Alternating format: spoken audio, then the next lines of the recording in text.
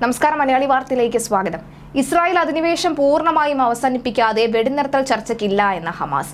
Israel president Isaac Herzog കഴിഞ്ഞ ദിവസം വെടിനിർത്തലിന് സന്നദ്ധമാണ് എന്ന സൂചന നൽകിയിരുന്നു. ഈ പശ്ചാത്തലത്തിലാണ് ഹമാസിന്റെ പ്രതികരണം. ഗസയിൽ റഫ മേഖലയിലാണ് ഇപ്പോൾ രൂക്ഷമായ ആക്രമണം നടക്കുന്നത്. കൊല്ലപ്പെട്ടവരുടെ കണക്കെടുക്കാൻ പോലും കഴിയാത്ത വിധത്തിലുള്ള ആക്രമണമാണ് ഇസ്രായേൽ നടത്തുന്നത്. തകർക്കപ്പെട്ട കെട്ടിടങ്ങൾക്കിടയിൽ ആയിരങ്ങളാണ് കുടുങ്ങിക്കിടക്കുന്നത്. അതേസമയം ഇസ്രായേലിൽ ബന്ദിമോചനം ആവശ്യപ്പെട്ട വലിയ പ്രതിഷേധമാണ് നടക്കുന്നത്. കഴിഞ്ഞ ദിവസം ഹമാസ് പുറത്തുവിട്ട ബന്ദികളുടെ വീഡിയോ വലിയ ചർച്ചയായിരുന്നു. തങ്ങളുടെ മരണമാണോ നിങ്ങൾ ആഗ്രഹിക്കുന്നത് എന്നാണ് ഹമാസിന്റെ വീഡിയോയിലുള്ള ബന്ദിയാക്കപ്പെട്ട വ്യക്തി ചോദിക്കുന്നത്. വെടിനിർത്തലിന് സമ്മർദ്ദമേറുന്നതിനിടെ ഗസയിൽ അതിക്രൂരമായിട്ടുള്ള ആക്രമണം തുടരുകയാണ് ഇസ്രായേൽ. ദിനംപ്രതി 100-ലേറെ ഫലസ്തീനികളെയാണ് ഗസയിൽ മാത്രം സൈനിസ്റ്റ് സേന കൊന്നൊടുക്കുന്നത് എന്നാണ് ഗസ ആരോഗ്യ മന്ത്രാലയം റിപ്പോർട്ട് ചെയ്യുന്നത്.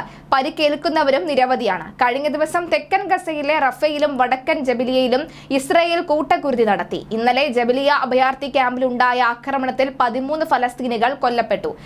ഇതിൽ പലരുടെയും ശരീരഭാഗങ്ങൾ വ്യോമാക്രമണത്തിൽ ചിന്നിച്ചിതറി. ഇവിടെ ജനവാസ കേന്ദ്രങ്ങളിലാണ് അധിനിവേശ സേന ബോംബിട്ടത്. റഫയിൽ 29 പേർക്കും ജീവൻ നഷ്ടമായി. കൊല്ലപ്പെട്ടവരിൽ മാധ്യമപ്രവർത്തകനും ഉൾപ്പെടും. റഫയിലെ കുടുംബ വീടിന് നേരെ ഉണ്ടായ ആക്രമണത്തിൽ ആദിൽ സോറൂബ് എന്നയാളാണ് മരിച്ചത് എന്ന് ഗസ മീഡിയ ഓഫീസ് അറിയിച്ചു. മേഖലയിലെ പാർപ്പിട സമുച്ചയങ്ങളെയാണ് അധിനിവേശ സേന ലക്ഷ്യം വെച്ചത്.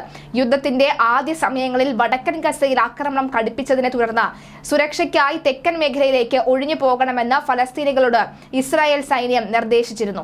ഇത്തരത്തിൽ റഫയിലും മറ്റും കുടിയേറിയവരാണ് കഴിഞ്ഞ ദിവസം കൊല്ലപ്പെട്ടത്.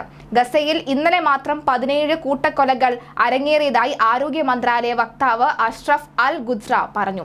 ഇതിൽ 214 പേർ കൊല്ലപ്പെട്ടു, 300 പേർക്ക് പരിക്കേറ്റു. ഒരുപാട് പേർ കെട്ടിടാവശിഷ്ടങ്ങൾക്കിടയിൽ കുടുങ്ങിക്കിടക്കുന്നുണ്ട് എന്നും അദ്ദേഹം കൂട്ടിച്ചേർത്തു. ഗസ സിറ്റിയിലെ റിമാനിൽ ഇറായിൽ ബോംബ് വർഷങ്ങളിൽ 50ഓളം പേർ കൊല്ലപ്പെട്ടു എന്ന റിപ്പോർട്ടുകളും പുറത്തുവന്നു.